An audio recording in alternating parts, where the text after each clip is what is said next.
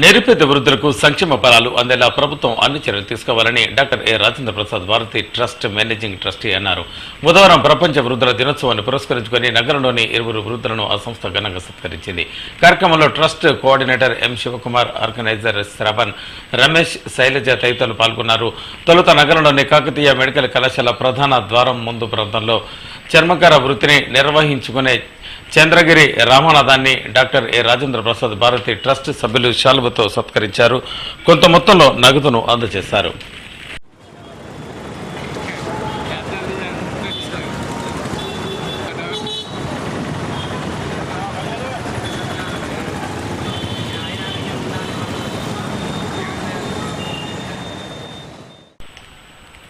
Managing trustee doctor A Rajendra Prasad మాట్లాడుతూ సంవత్సరంలో గల వృద్ధులను ఆదుకొని ఆదరించాల్సిన బాధ్యత మనందరిపై ఉంది అన్నారు. ప్రపంచ వృద్ధుల దినోత్సవాన్ని పురస్కరించుకొని వృద్ధులకు చేయుతను ప్రోత్సాహం ఇవ్వాలని ఈ కార్యక్రమం చేశామని పేర్కొన్నారు.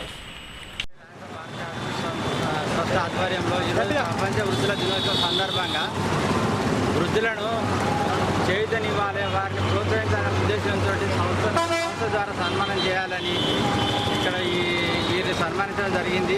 వీటితో పాటు ఒక లేడీని కూడా సన్మానించడం చేయాలనుకుంటున్నాము.